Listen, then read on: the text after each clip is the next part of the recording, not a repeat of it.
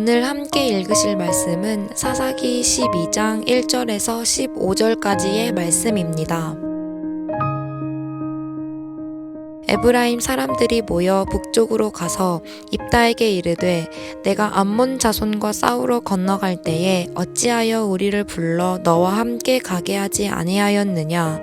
우리가 반드시 너와 내 집을 불사르리라 하니 입다가 그들에게 이르되 나와 내 백성이 암몬 자손과 크게 싸울 때에 내가 너희를 부르되 너희가 나를 그들의 손에서 구원하지 아니한 고로 나는 너희가 도와주지 아니하는 것을 보고 내 목숨을 돌보지 아니하고 건너가서 암몬 자손을 쳤더니 야훼께서 그들을 내 손에 넘겨주셨거늘 너희가 어찌하여 오늘 내게 올라와서 나와 더불어 싸우고자 하느냐 하니라.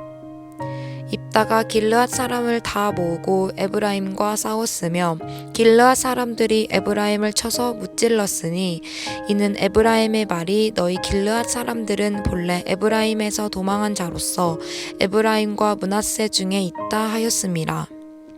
길르앗 사람이 에브라임 사람보다 앞서 요단강 나루턱을 장악하고 에브라임 사람의 도망하는 자가 말하기를 청하건대 나를 건너가게 하라 하면 길르앗 사람이 그에게 묻기를 내가 에브라임 사람이냐 하여 그가 만일 아니라 하면 그에게 이르기를 십볼렛이라 발음하여 에브라임 사람이 그렇게 바로 말하지 못하고 십볼렛이라 발음하면 길르앗 사람이 곧 그를 잡아서 요단강 나루턱에서 죽였더라.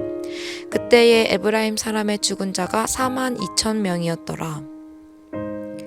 입다가 이스라엘의 사사가 된 지 6년이라. 길르앗 사람 입다가 죽음에 길르앗에 있는 그의 성읍에 장사되었더라. 그 뒤를 이어 베들레헴의 입산이 이스라엘의 사사가 되었더라. 그 뒤를 이어 베들레헴의 입산이 이스라엘의 사사가 되었더라. 그가 아들 30명과 딸 30명을 두었으니 그가 딸들을 밖으로 시집 보냈고 아들들을 위하여는 밖에서 여자 30명을 데려왔더라. 그가 이스라엘의 사사가 된 지 7년이라. 입산이 죽음에 베들레헴에 장사되었더라. 그 뒤를 이어 스볼론 사람 엘론이 이스라엘의 사사가 되어 10년 동안 이스라엘을 다스렸더라. 스불론 사람 엘론이 죽음에 스불론 땅 아얄론에 장사되었더라. 그 뒤를 이어 비라돈 사람 힐렐의 아들 압돈이 이스라엘의 사사가 되었더라. 그에게 아들 40명과 손자 30명이 있어 어린 나귀 70마리를 탔더라. 압돈이 이스라엘의 사사가 된 지 8년이라. 비라돈 사람 힐렐의 아들 압돈이 죽음에 에브라임 땅 아멜렉 사람의 산지 비라돈에 장사되었더라. 아멘. 오늘 함께 읽으신 본문의 말씀은 크게 두 부분으로 나누어 볼 수 있는데요. 먼저 사사기 10장에서부터 쭉 이어지는 사사 입다에 대한 이야기의 마지막 결론 부분이 1절에서 7절까지 나오고 이어서 8절에서 15절까지는 3명의 사사 입산, 엘론, 압돈에 대해 각각 짧은 기록을 남기면서 본장을 마무리하고 있습니다. 저는 오늘 이 중에서 8절 이하에 나오는 부분, 즉 소사사 3사람에 대한 짧은 기록들에 대해 잠시 살펴보기 원하는데요. 여러분도 잘 아시는 것처럼 사사기에는 공식적으로 12명의 사사가 등장을 합니다. 그리고 그 12명의 사사들은 6명의 대사사와 다른 6명의 소사사로 구분을 합니다. 그래서 대사사는 흔히 우리가 잘 알고 있는 이름들 온니엘, 에훗, 드보라, 기드온, 입다, 삼손을 말하고요. 소사사는 우리가 잘 들어보지 못한 이름일 수도 있는데요. 삼갈, 돌라, 야일, 그리고 오늘 본문에 등장하는 입산, 엘론, 압돈, 이 6명을 가리켜 소사사라고 말합니다.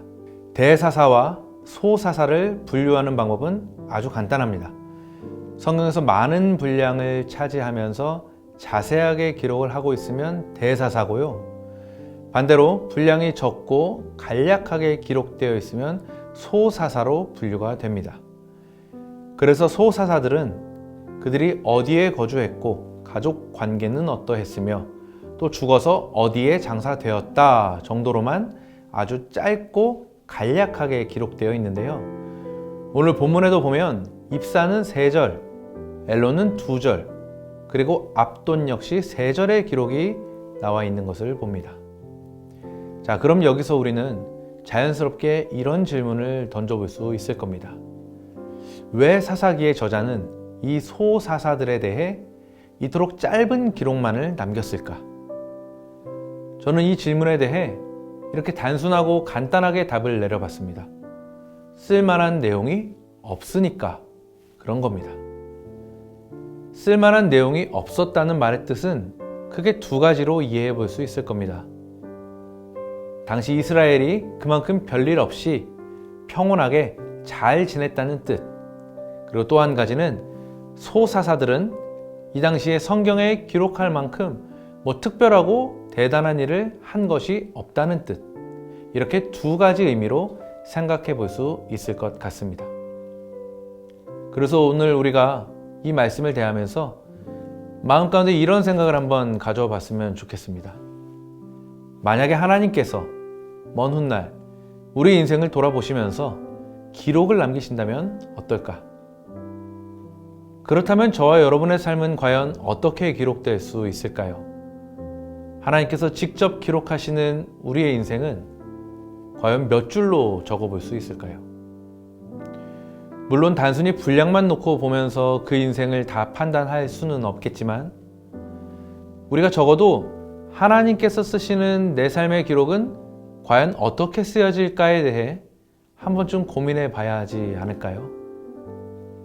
내 삶의 기록을 통해 분명한 하나님의 뜻과 의미를 드러내는 삶, 또 내 삶의 기록을 통해 많은 사람들에게 하나님의 마음을 나누고 전하는 삶, 이것이 바로 저와 여러분의 삶이 될 수 있기를 예수님의 이름으로 간절히 축복합니다. 기도하겠습니다.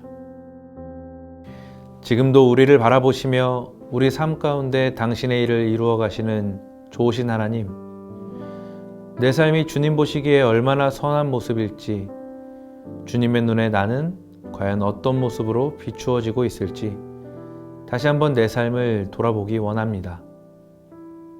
주님 보시기에 선하고 아름다운 삶, 주님의 마음에 합한 충성된 삶, 바로 나의 삶의 모습이 되게 하여 주옵소서. 감사드리며 지금도 우리를 향해 손 내밀어 주시는 내 사랑 되신 예수님의 이름으로 기도합니다. 아멘.